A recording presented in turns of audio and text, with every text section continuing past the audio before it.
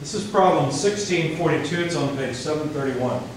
The double pulley shown has a total mass of 8 kilograms and a centroidal radius of gyration of 140 millimeters. 5 collars, each with a mass of a kilogram, are attached to cords A and B as shown. When the system is at rest and in equilibrium, one collar is removed from cord A. It's a complicated way of telling you that there's 2 collars on each of the cord and it begins from rest.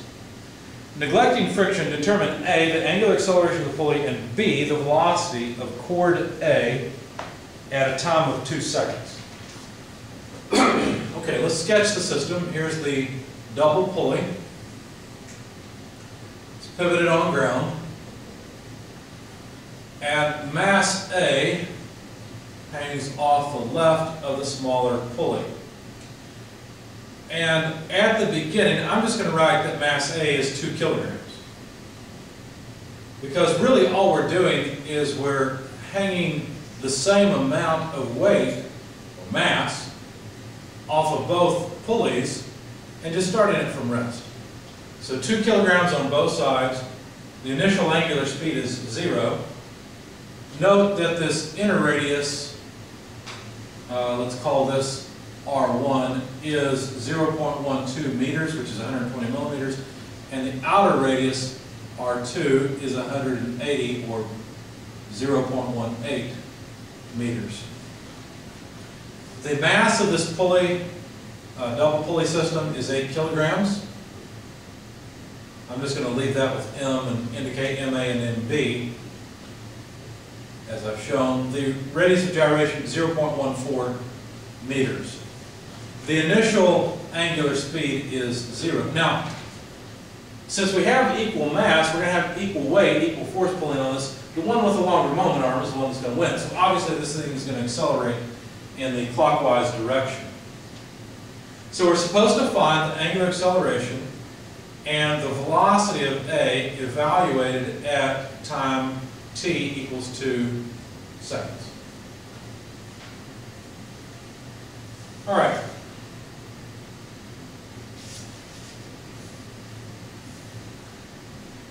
Now let's start with the kinematics and note that a change in angle for pulley 1 is equal to the same change in angle for pulley 2. And what this means is that it's pretty obvious. The angular speed of both pulleys are the same, and the angular acceleration of the pulleys are the same. I mean, they're welded together, or they're one piece, apparently. Now, the acceleration of body A would be equal to R1 alpha 1. So, let's see. If alpha is, let's see, I've got to be careful here. Well, let me just write it conceptually, and then we'll go through and check all the signs. So, in other words, this is going to be the tangential acceleration off the pulley, and B will have a tangential acceleration, or be related to the tangential acceleration off of its pulley. So it's just an R2 alpha. I'm not going to worry about which direction is positive and negative right now, because it's pretty obvious that if A is accelerating upward, B is accelerating downward. We'll take care of the sign at the very end. Now, since these two accelerations are the same, really what this means is that there is a relationship between the acceleration of pulley A and pulley 2, pulley 1 and pulley 2. Let me say it again. I'm trying to write and talk at the same time. I'm not good at it.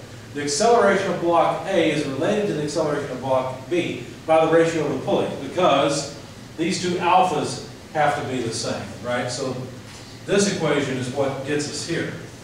Solve for alpha 1, solve for alpha 2, put them, set them equal to each other, and then you realize the acceleration of A and B are opposites of each other. So really, what I'm trying to say is that the acceleration of block A in the y direction will be negative R1 over R2, the acceleration of block B in the y direction. So now I'm actually respecting the positive y direction, okay? So the acceleration of A in the y direction is a little bit different than the acceleration of A. Here I'm just talking about magnitudes. Now I've considered the direction. And so if I want to write this in terms of related acceleration of A in the y direction to the actual angular speed, then let's see, if I think about B, a positive angular acceleration of the pulley will be a positive acceleration of B. And so I guess I really don't need all of this stuff leading up to it. I am going to write another set of equations for contrast, and that is that the acceleration of B in the y direction will be equal to R2 alpha. That looks exactly like what we had before.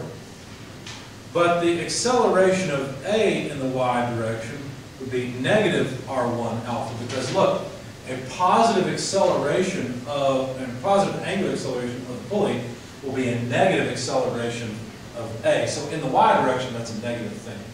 So look at the contrast between these two. See how I had to, here I'm not worried about the direction, here I am. So since these are a little better than what I started with, in fact, probably those two are the only ones I need. What these do is properly relate the angular acceleration to the linear acceleration of the block. All right, so that's the kinematics. Now let's look at the kinetics. So let's start with a couple of free body diagrams. In fact, let's take a free body diagram of A, so weight of A, and tension in the rope. Let's take a free body diagram of the double pulley. The center of the pulley is C, so I'll have a CX and a CY. They won't really matter. T1 from weight A hanging off of it, and T2 at the outside pulley from weight B hanging off of it. Speaking of which, here's B. Weight of B, T2. Now T1 and T2 aren't equal to each other. There's two reasons why. One reason is because they're at different radii, right? The other reason is because this wheel has inertia and it's accelerating. It's accelerating angularly.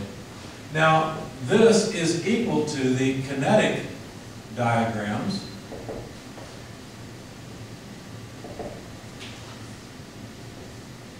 So for A, I'm going to have mass times acceleration of A in the y direction.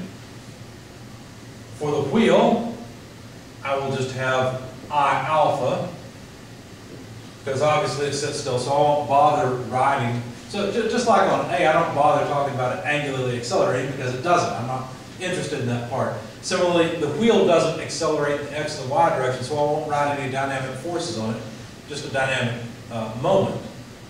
And for B, I'll write mass times acceleration B in the y direction. Notice the mass of A and B are the same, so I don't need a subscript there, but I got to be careful here because I've already used M for the mass of the wheel, and I've got MA and MB.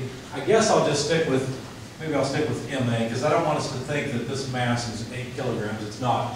It's 2 kilograms. But mass of A and B are the same, so that should be fine. So now, if we sum forces in the y direction on body A, we'll get T1 minus WA equals mass A times acceleration of A in the y direction. From this, I find that T1 equals weight of A plus mass of A, acceleration of A in the y direction. If I sum forces in the y direction on body B, I'll find that T2 minus weight of B equals mass of A, because mass of A and B is the same. I didn't want to bother making that substitution later, times acceleration of B in the y direction. And so T2 is equal to the weight of B plus the mass of A times acceleration of B in the y direction.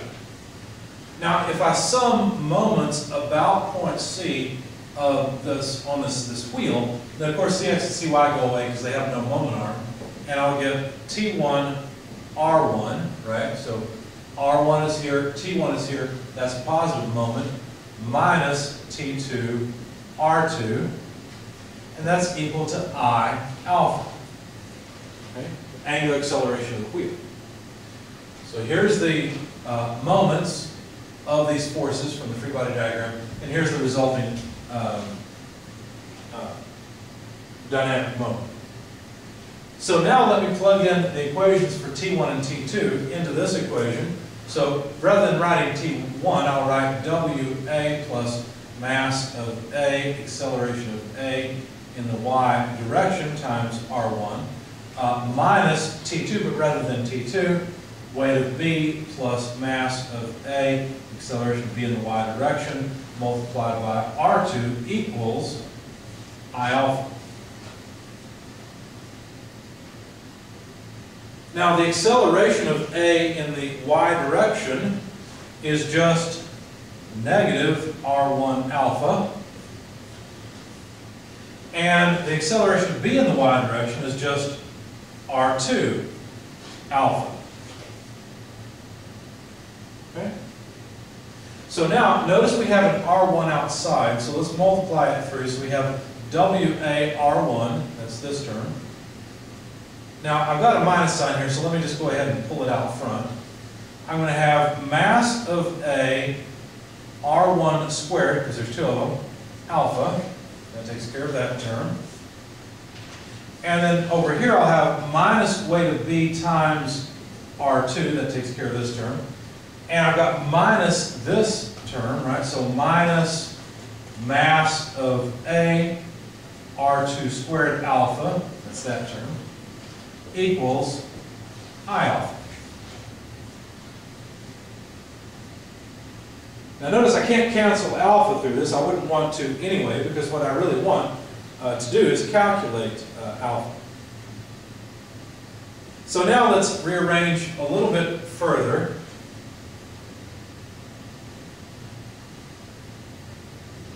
And let's see, is there anything that I can cancel? No, there's nothing I can cancel. Okay. So let's see, let me put all the alpha terms on the other side. So weight of A, R1, minus weight of B, R2, equals I alpha. That takes care of those terms. And then this term will become plus mass A, R1 squared alpha. And this term would become plus mass A, R2 squared alpha. That's it. So notice that the right-hand side can be written as I plus MA-R1 squared plus MA-R2 squared, all multiplied as a quantity by the angular acceleration alpha. Now I'm running out of board space. I'm finished with this equation, or these two. So let me take this equation and let me move it up here so I'll have some space. In fact, what I'm going to do is solve for alpha. So I'll just write the left-hand side. Weight of A, R1 minus weight of B, R2, divided by the multiplier. I plus MA, R1 squared plus MA, R2 squared. Okay? Now the weight of A and the weight of B could be written as 9.81 meters per second squared times the mass of 2 kilograms. So see, I'm factoring out the weight as mg, and then I need to multiply by R1. Well, R1 is 0.12 meters minus the weight of B, but again, mg would be 2 kilograms. I guess I could have factored out the weight because it's the same for both, but that's okay. Multiplied by, let's see, we need R2, and R2 is 0.18 meters. Let's then divide this by I. Well, we need the moment of inertia. We didn't calculate that. So I for this wheel, if we've got the radius of gyration, K, then we should be able to calculate this as mk squared, where m is the mass of this wheel. So I'm just going to plug it in that way. 8 kilograms is the mass of the wheel, and then K is 0.14 meters, which has to be squared. That takes care of I, just mk squared. Plus the mass of A is just 2 kilograms. And let me factor it out and write R1 squared plus R2 squared to save some board space. So R1 squared is 0.12 meters, and of course this term is squared plus R2 squared, which is 0.18 meters quantity squared, and that's it. So now let's see, the kilograms are gone. Let's see, we've got meters times meters, so meters squared in the numerator and meters squared in the denominator. Okay, so those are gone. And I'm left with 1 over second squared, or radians per second squared, which would be a proper angular acceleration. That comes out to about negative 4.701, and it would be radians per second squared. So there's the angular acceleration. That was one of the questions that they wanted answered. But they also wanted the velocity of block A after 2 seconds. Now that we've got the angular acceleration, we can find the linear acceleration of block A by just multiplication. So since the angular acceleration is in the negative direction, negative times negative is positive, A is going to be accelerating upward. So now we can actually use this equation to say minus R1, which is 0.12 meters, multiplied by alpha, which is a negative thing, negative 0.4701 radians per second squared. The radians cancel for free, and we'll have meters per second squared. So the linear acceleration of block A comes out to about 0.564 meters per second squared. And so now we're back to kinematics. The question was what's the velocity of A? Well, the velocity of A would be the initial velocity of A, which is just 0, plus the acceleration of A in the y direction times time. So this is very simple. We need 0.564 meters per second squared times 2 seconds worth of acceleration. So in other words, 1.128 meters per second. So the speed of body A is 1.128 meters per second after 2 seconds worth of acceleration.